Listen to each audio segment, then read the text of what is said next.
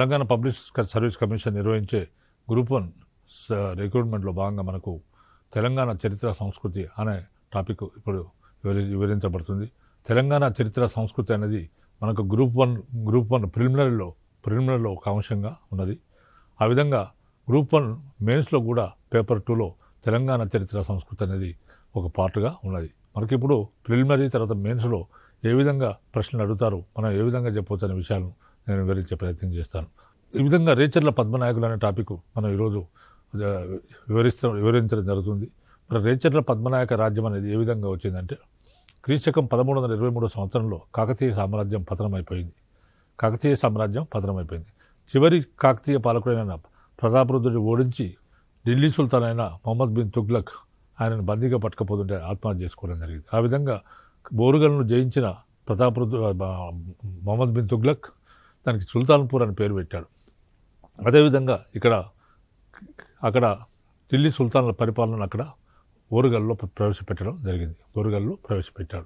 ఈ విధంగా మరి ఈ ముస్లిం పాలనలో తెలుగు ప్రాంతాలు అనేవి అస్తవ్యస్తమైపోయాయి. అక్కడ శాంతిబాధల పరిస్థితి ముఖ్యమైపోయింది. తర్వాత దోపిడీ దొంగలు ఎక్కువయ్యారు. తర్వాత దేవాలయాలు కూల్చడం, మసీదులు కట్టడం, ఇట్లా అనేక రకాల చర్యలు జరిపి అసలు ఎలాంటి సెక్యూరిటీ లేని పరిస్థితి ఏర్పడింది. ఇలాంటి పరిస్థితుల్లో ఆనాటి కాకతీయుల కాలం నాటి ముఖ్య సైన్యాధిపతులు మొదలైన వారందరూ సమావేశమై వారందరూ కూడా ఈ ముస్లిం పాలన నుంచి మన ఈ ఓరుగల్ ప్రాంతాలను, తెలుగు ప్రాంతాలను విముక్తం చేయాలనే ఉద్దేశంతో వాళ్ళు పోరాటం చేశారు. ఆ విధంగా ముస్నూరు ప్రోలయ నాయక్ అనేవాడు రేకపల్లి, భద్రాచలం దగ్గర ఉన్న రేకపల్లిని కేంద్రంగా చేసుకొని ఈ ముస్లిం పరిపాలనకు వ్యతిరేకంగా పోరాటం చేశారు. అలాంటి పోరాటం చేసిన వారిలో మన ముస్నూరు ప్రోలయ నాయకుతో పాటు అదేవిధంగా ప్రోలయ వేమారెడ్డి, తర్వాత సింగమ నాయకుడు వీళ్ళు కూడా పోరాటం చేశారు. ఈ విధంగా పోరాటం చేసి తెలుగు ప్రాంతాల నుంచి ముస్లింలను తరిమి వేయడం జరిగింది. తరిమి వేసిన తర్వాత రేచర్ల పద్మనాయక రాజ్యాన్ని సింగమ నాయకుడు రేచర్ల పద్మనాయక రాజ్యాన్ని స్థాపించాడు. రేచర్ల పద్మనాయకులు దాదాపు 150 సంవత్సరాలు తెలంగాణ ప్రాంతాన్ని పాలించారు.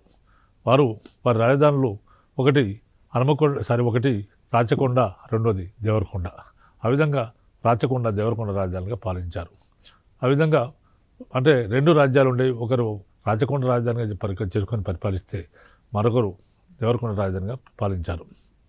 తర్వాత మనకు మొట్టమొదటి రాజైన సింగమ నాయకుడు ఆయనే ఆమనగల్లును రాజధానిగా తీసుకుని పాలించారు.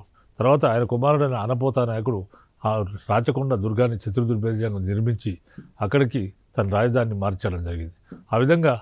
అదేవిధంగా ఆయన రాజ్యాన్ని విస్తరింపజేసి ఆయన సోదరుడైన తమ్ముడైన మాదానాయకుడిని దేవరకొండ పాలకుడిగా నియమించడం జరిగింది. ఈ విధంగా మాదానాయకుడి సంతతి వారందరూ కూడా దేవరకొండ రాజధానిగా పాలించారు. తర్వాత అనపోత నాయకుడి సంతతి వారందరూ కూడా వీళ్ళందరూ కూడా రాచకొండ రాజధానిగా పాలించారు. ఈ విధంగా తెలంగాణ ప్రాంతాన్ని వీళ్ళు పాలించారు. రేచర్ల పద్మనాయకులు మనకు ఈ విధంగా ఇంట్రడక్షన్ ఇవ్వాల్సి ఉంటుంది. మెయిన్స్ కానీ దేనికైనా ఇంట్రడక్షన్ ఈ విధంగా ఇవ్వాల్సి ఉంటుంది. రేచర్ల పద్మనాయకులు కాకతీయుల పతనానంతరం తెలుగు ప్రాంతాల నుండి మహమ్మదీయులను పారదోలడంలో కీలక పాత్ర వహించారు. తర్వాత పద్మనాయకులు అనే వెల్మలని కూడా అంటారు. వీరు రాచకొండ, దేవరకొండ రాజధానులుగా దాదాపు 150 సంవత్సరాలు తెలంగాణను పాలించారు. వీరు వ్యవసాయాభివృద్ధికి అనేక చెరువులు నిర్మించారు. అనేక మంది కవులను పోషించి సాహిత్యాభివృద్ధికి పాటుపడ్డారు. తర్వాత వీరి కాలంలో తెలంగాణ వివిధ రంగాల్లో అభివృద్ధిని సాధించింది. ఈ విధంగా మనకు ఏదైనా ప్రశ్న వచ్చినా కానీ ఈ విధంగా మనం మెయిన్స్లో ఇంట్రడక్షన్ ఇవ్వాల్సి ఉంటుంది. ఇంట్రడక్షన్ ఇచ్చిన తర్వాత ప్రిలిమినరీలో ఎలాంటి ప్రశ్నలు వచ్చే అవకాశం ఉంది రేచర్ల పద్మనాయకుల పాఠ్యాంశం నుంచి అంటే ఇప్పుడు నెంబర్ 1 ప్రశ్న ఏంటంటే రేచర్ల పద్మనాయకుల చరిత్రకు ప్రధానమైన ఆధారం ఏది అంటే ప్రధానమైన ఆధారం అంటే ఏదో గ్రంథం ఉంటుంది, ఆధారం ఏది అనేది అంటే మనకు ఇక్కడ ఏంటంటే 4 ఆల్టర్నేటివ్స్ ఇచ్చినప్పుడు మనకు వెలుగోటి వంశావళి అనేది ఈ ప్రశ్నకి సమాధానం అవుతుంది. తర్వాత రెండో ప్రశ్న రేచర్ల వంశానికి మూల పురుషుడు ఎవరు? రేచర్ల వంశానికి మూల పురుషుడు ఎవరంటే బేతాళ నాయకుడు అనేవాడు రేచర్ల వంశానికి మూల పురుషుడు. తర్వాత రేచర్ల పద్మనాయక రాజ్య స్థాపకుడు ఎవరంటే మనకు 4 ఆల్టర్నేటివ్స్ ఇచ్చినప్పుడు మనకు ఇక్కడ మాదానాయకుడు, సింగమ నాయకుడు, అనపోత నాయకుడు, తర్వాత సర్వజ్ఞ సింగమ నాయకుడు ఇట్లా ఇచ్చినప్పుడు మనకు ఆల్టర్నేటివ్స్లో సింగమ నాయకుడు కరెక్ట్ ఆన్సర్. రేచర్ల పద్మనాయక రాజ్యాన్ని స్థాపించిన వాడు సింగమనాయకుడు. తర్వాత అనపోత నాయకుని ఐనవోలు శాసనాన్ని రచించింది. అనపోత నాయకుడు ఐనవోలు శాసనాన్ని వేయించాడు. మరి ఈ ఐనవోలు సంస్కృత శాసనాన్ని ఎవరు రచించారంటే నాగనాథుడని ఆయన ఆస్థాన కవి రచించాడు. నాగనాథుడని ఆయన ఆస్థాన కవి రచించాడు. తర్వాత 5వ ప్రశ్న, శ్రీపర్వతానికి ఎవరు మెట్లు కట్టించారంటే దానికి 4 ఆన్సర్స్ ఇచ్చినప్పుడు దానిలో అనపోత నాయకుడు కరెక్ట్ ఆన్సర్ అవుతుంది. తర్వాత 6వ ప్రశ్న ఏంటంటే మదన విలాస బాణము అనే గ్రంథాన్ని ఎవరు రచించారంటే విశ్వేశ్వరుడు రచించారు. మదన విలాస బాణం అనే గ్రంథాన్ని విశ్వేశ్వరుడు రచించాడు. తర్వాత నాగసముద్రం అనే చెరువును నిర్మించింది ఎవరంటే నాగాంబిక. నాగసముద్రం అనే చెరువును నిర్మించింది నాగాంబిక. ఇట్లా అంటే 4 ఆన్సర్లు ఇచ్చిన నాగసముద్రం నాగాంబిక నిర్మించింది. తర్వాత సరస సాహిత్య లక్షణ చక్రవర్తి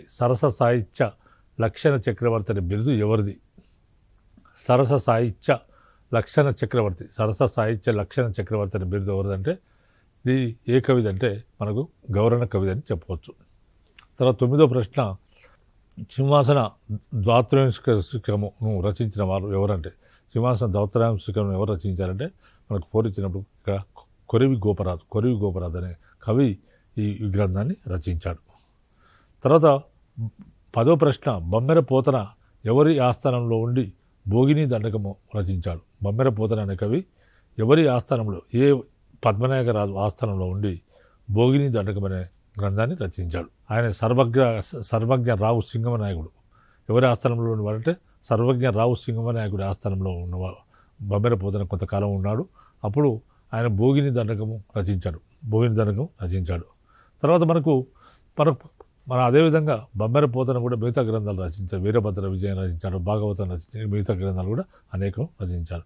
ఈ విధంగా ఇలాంటి ప్రశ్నలు మనకు ప్రిలిమినరీలో వచ్చే అవకాశం ఉన్నది కాబట్టి అభ్యర్థులు గమనించగలరు.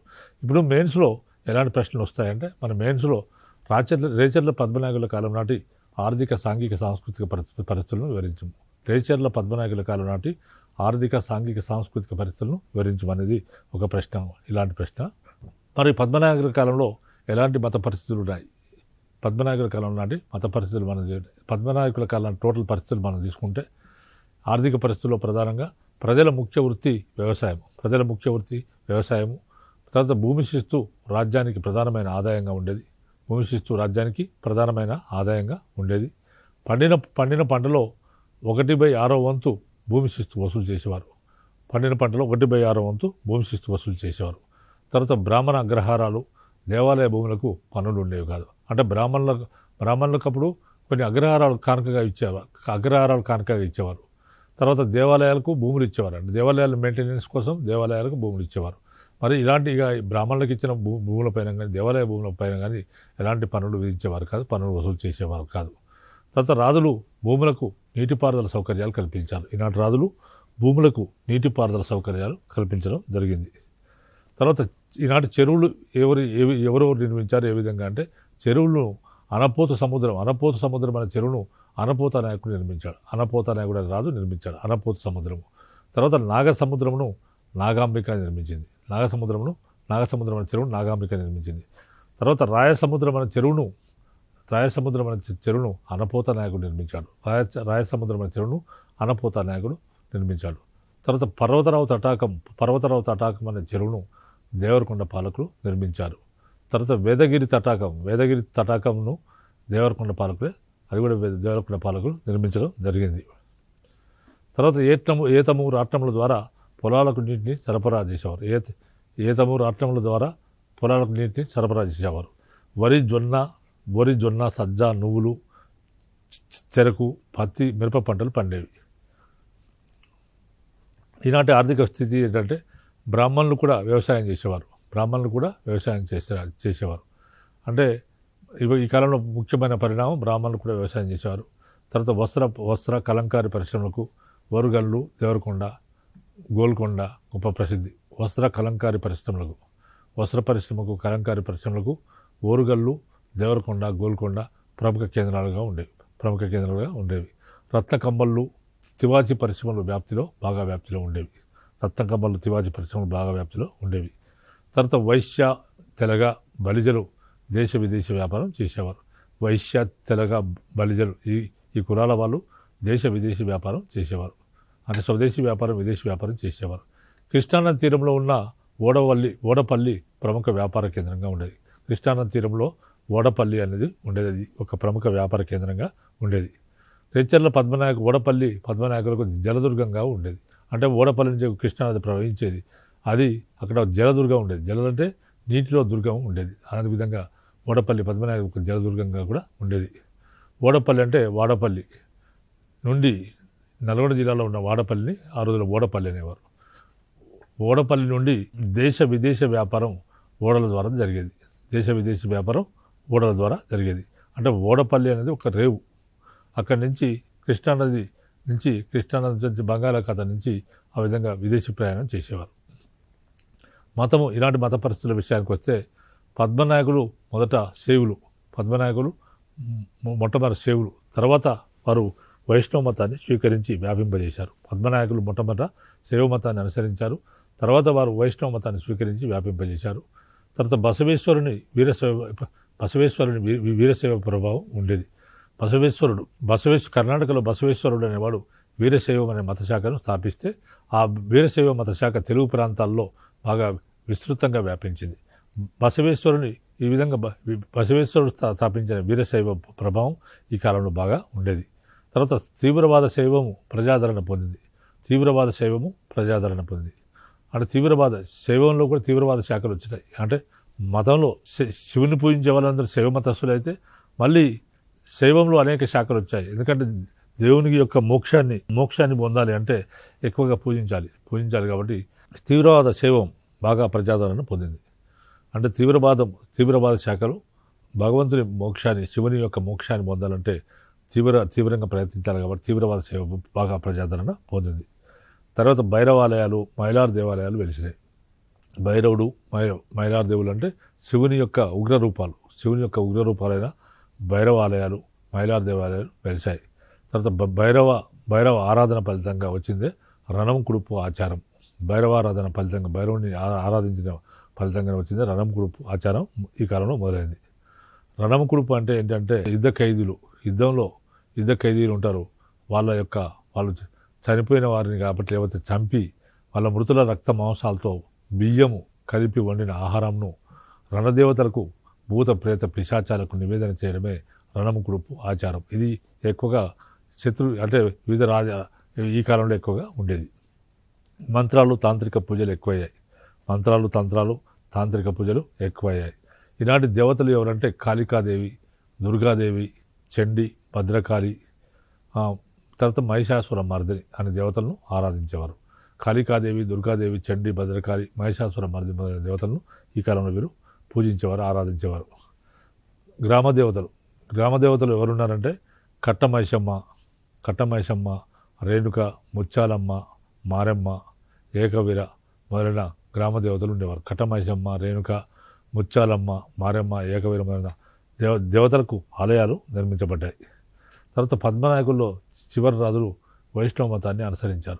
పద్మనాయకుల్లో చివరి రాజులు అంటే ముందు రాజులు శైవ మతాన్ని అనుసరిస్తే వైష్ణవ మతాన్ని అనుసరించడం జరిగింది. తర్వాత మూడవ సింగభూపాలని ఆస్థానంలో వేదాంత దేశికుని కుమారుడైన నయనాచార్యులు వరదాచార్య నామాంకితుడు ఉండేవాడు. నయనాచార్యుడు అనేవాడు ఆయనకి వరదాచార్య అనే పేరు ఉండేది, ఆయన ఉండేవాడు. ఇతడు వైష్ణవ మత వ్యాప్తికి విస్తృతంగా తోడ్పడ్డాడు. తర్వాత వేదాంత దేశికుడు సర్వజ్ఞ సింగభూపాలని అనుమతితో సుభాషిత నీతి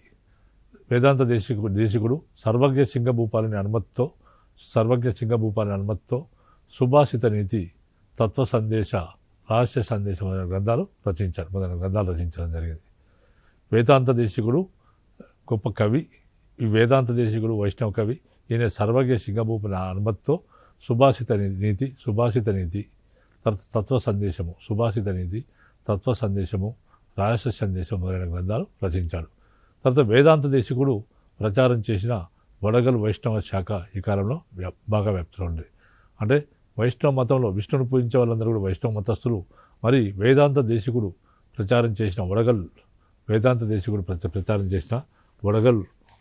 వడగల్ వైష్ణవ మతంలో వడగల్ శాఖ ఒకటి. ఈ కాలంలో బాగా వ్యాప్తిలో ఉండేది.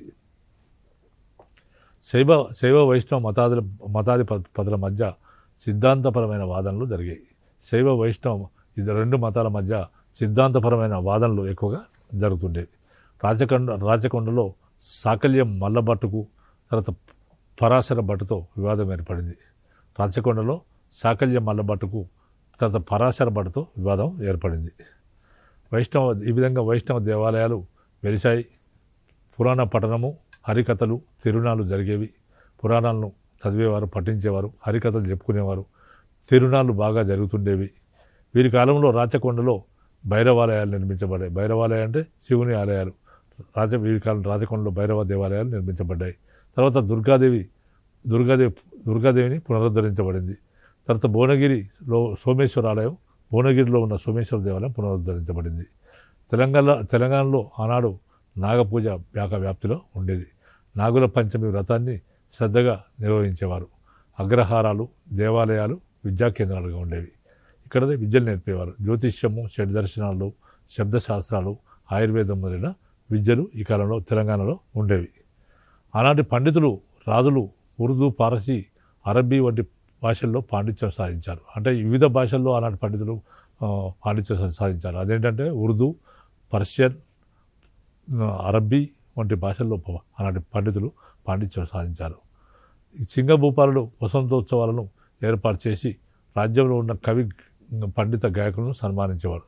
సింగభూపాలుడు వసంతోత్సవాలను ఏర్పాటు చేసి రాజ్యంలో ఉన్న కవి, పండిత గాయకులను ఆయన సన్మానించేవాడు.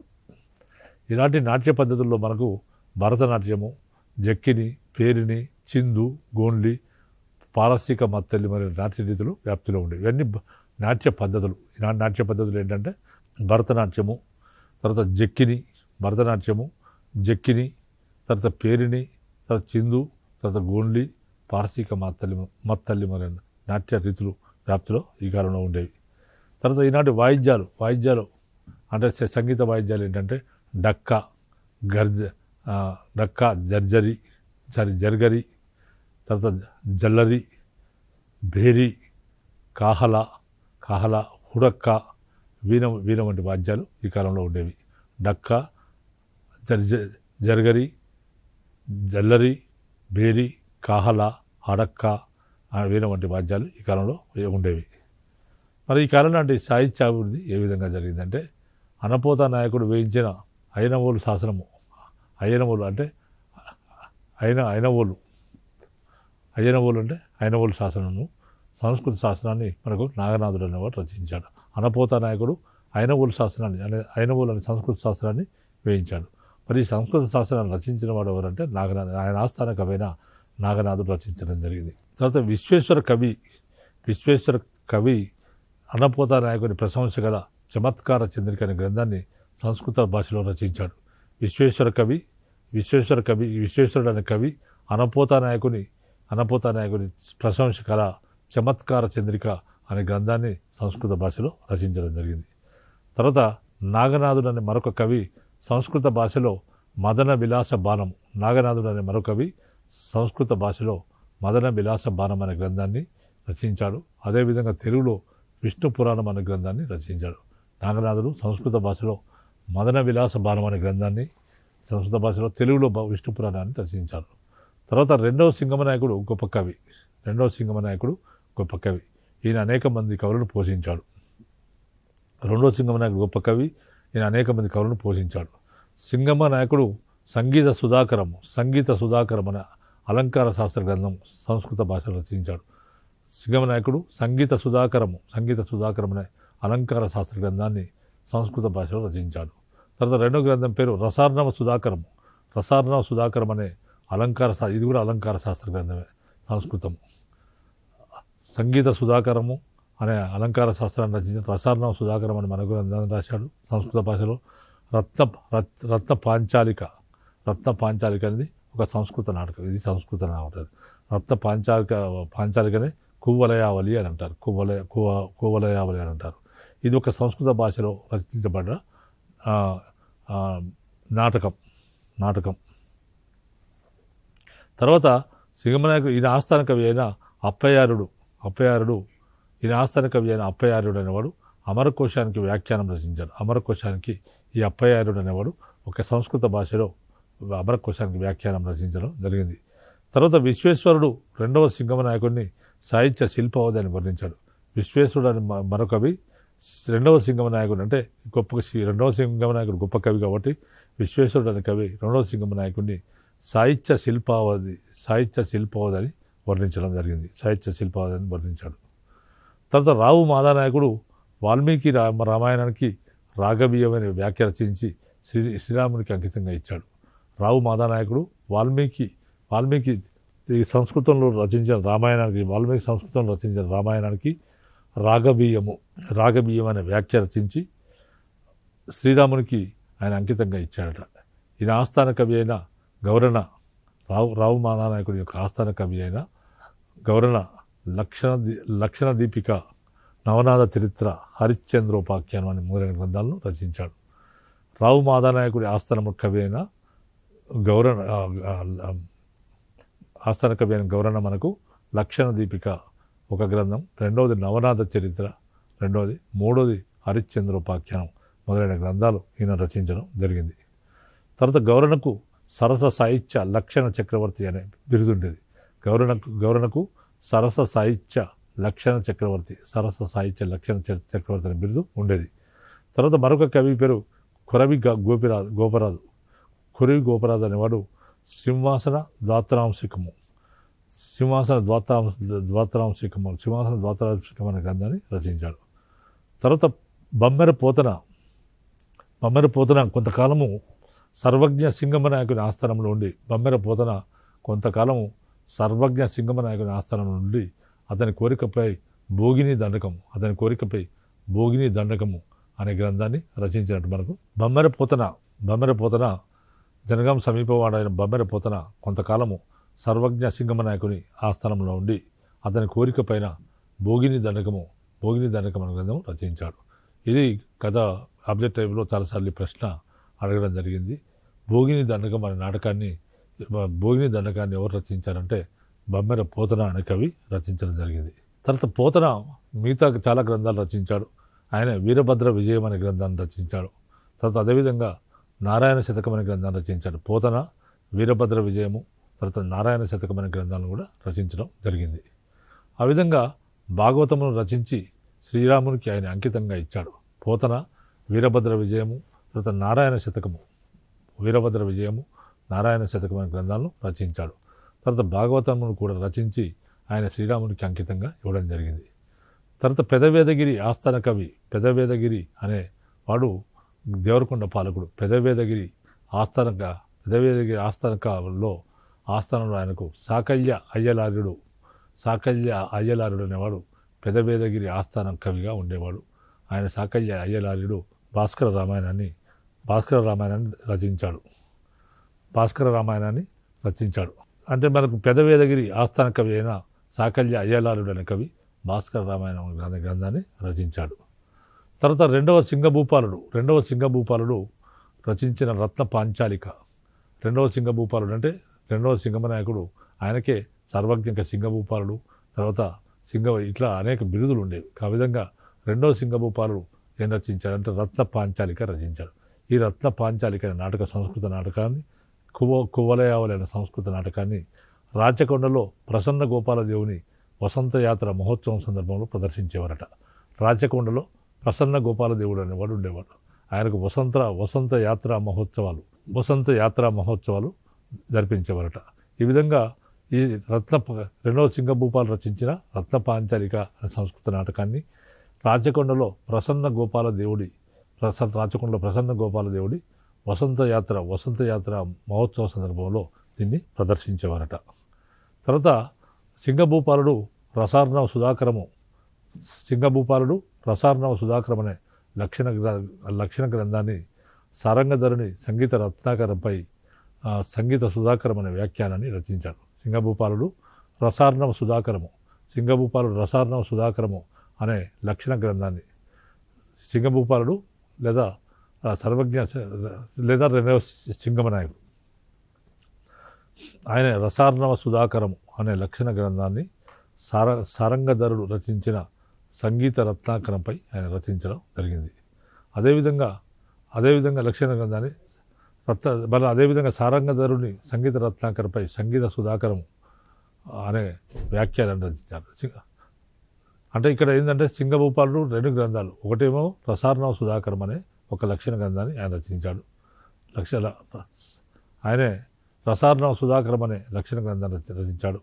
తర్వాత సారంగధరుడు అయితే ఎవరైతే సారంగధరుడు అనేవాడు సంగీత రత్నాకరము అనే గ్రంథం రచిస్తే ఆ గ్రంథం పైన వ్యాఖ్యను సంగీత సుధాకరం అనే పేరుతో మన సింగభూపాలుడు రచించడం జరిగింది. ఇతనికి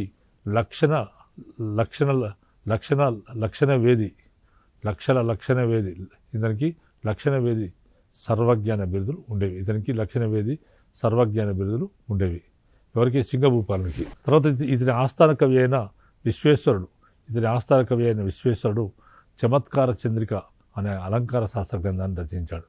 మనకు సర్వజ్ఞ సింగభూపాలునికి లక్షణవేది సర్వజ్ఞాన బిరుదులు ఉండేవి. తర్వాత సింగభూపాలని ఆస్థాన కవి అయిన విశ్వేశ్వరుడు అనేవాడు చమత్కార చంద్రిక అనే అలంకార శాస్త్ర గ్రంథాన్ని రచించడం జరిగింది. తర్వాత సింగభూపాలుడు విశ్వేశ్వరుని సాహిత్య శిల్పావధి అని తన గ్రంథంలో పేర్కొన్నాడు. సింగభూపాలుడు విశ్వేశ్వరుని సాహిత్య శిల్పావధి అంటే విశ్వేశ్వరుకు గొప్ప కవి కాబట్టి సింగభూపాలుడు తన కవి అయిన విశ్వేశ్వరుని సాహిత్య శిల్పావధి అని తన గ్రంథంలో పేర్కొనడం జరిగింది. తర్వాత సాకల్య మల్లభట్టు 3వ సింగభూపాలుని ఆస్థానంలో ఉండేవాడు. సాకల్య మల్లభట్టు అని మరొక కవి 3వ సింగభూపాలుని ఆస్థానంలో ఉండేవాడు. ఇతని రచనలు ఏంటంటే నిరోష్ణ రామాయణం. తర్వాత ఉదార రాఘవ కావ్యము, తర్వాత అవ్వయ సంగ్రహం అనే నిఘంటు ఈయన రచించాడు. ఈయన రచనలు మరి సాకల్య మల్లభట్టు అనేవాడు 3వ సింగభూపాలుని ఆస్థానంలో ఉండేవాడు. ఈయన అనేక గ్రంథాలు రచించాడు సాకల్య మల్లభట్టు. ఈ సాకల్య మల్లభట్టు రచించిన గ్రంథాలు ఏంటంటే నిరోష్ణ రామాయణము, తర్వాత ఉదార రాఘవ కావ్యము, తర్వాత అవ్వయ సంగ్రహము. నిరోష్ణ రామాయణము, ఉదార రాఘవ కావ్యము, తర్వాత అవ్వయ సంగ్రహము అనే నిఘంటు ఉండేది. ఈ విధంగా అవ్వయ సంగ్రహం అనే నిఘంటు చివరన ఏం రాశాడంటే తాను చతుర్భాష కవితా పితామహునని ఆయనే చెప్పుకోవడం జరిగింది. ఎవరు చెప్పుకోవడున్నారు? సాకల్య మల్లభట్టు చెప్పుకోవడం జరిగింది. సాకల్య మల్లభట్టును వైష్ణవ మతాచార్యుడైన నయనాచార్యుడు ఓడించినట్లు మనకు వైష్ణవ సాంప్రదాయం తెలియజేస్తుంది. సాకల్య మల్లభట్టును వైష్ణవ మతాచార్యుడైన నయనాచార్యుడు, వైష్ణవ మతానిలో ఉన్న ఆచార్యుడైన నయనాచార్యుడు ఓడించినట్టు మనకు, అంటే వాదనలో ఓడించినట్టు మనకు వైష్ణవ సాంప్రదాయం ద్వారా తెలుపుతుంది. ఈ కాలంలోనే గోనబుద్ధారెడ్డి అనే మరొక కవి రంగనాథ రామాయణం ద్విపదలో రచించాడు. ఈ కాలంలో గోనబుద్ధారెడ్డి అనే మరొక కవి రంగనాథ రామాయణం ద్విపదలలో రచించడం జరిగింది. తర్వాత ఈనాటి వీరి నిర్మాణాలు తీసుకుంటే అనపోతా నాయకుడు రాచకొండ దుర్గాన్ని నిర్మించాడు. ఈయన నాగాయని కొండ, రాచకొండ దుర్గాలకు ప్రాకారాలు నిర్మించాడు. అనపోతా నాయకుడు రాచకొండ దుర్గాన్ని నిర్మించాడు. ఈయన నాగాయని కొండ, రాచకొండ దుర్గాలకు ప్రాకారాలు నిర్మించాడు. శ్రీపర్వతానికి మెట్లు కట్టించాడు. తర్వాత దుర్గాదేవి ఆలయాన్ని ఆయన పునరుద్ధరించడం జరిగింది. తర్వాత రావు మాదానాయకుడు క్రీస్తు 1422వ సంవత్సరంలో శ్రీరంగనాథ స్వామికి తొర్రూరు గ్రామాన్ని శ్రీరంగపుర అగ్రహారం అనే పేరుతో దానం చేయడం జరిగింది. అంటే రావు మాదానాయకుడు అనేవాడు శ్రీరంగనాథ స్వామి అనే దేవుడికి తొర్రూరు అనే గ్రామాన్ని శ్రీరంగపుర అగ్రహారం అనే పేరుతో దానం చేశాడు. ఉమామహేశ్వర క్షేత్రంలో ఉత్తర ద్వార మండపాన్ని శివాలయాన్ని నిర్మించి శాసనం వేయించాడు. ఉమామహేశ్వరం అనే పుణ్యక్షేత్రం ఉంది. అక్కడ ఉత్తర ద్వార మండపాన్ని నిర్మించి దానికి శివాలయాన్ని నిర్మించి శాసనం. సో ఈ విధంగా మనకు పద్మనాయకులు ఈ విధంగా పాలించారు. పద్మనాయకుల కాలం నాటి ఆర్థిక, సాంఘిక, సాంస్కృతిక పరిస్థితుల గురించిన సమాచారం ఇప్పటివరకు వివరించడం జరిగింది. అభ్యర్థులు దీన్ని వినియోగించుకొని సక్సెస్ మీరందరూ కూడా విజయం సాధిస్తారని భావిస్తూ ముగిస్తున్నాను.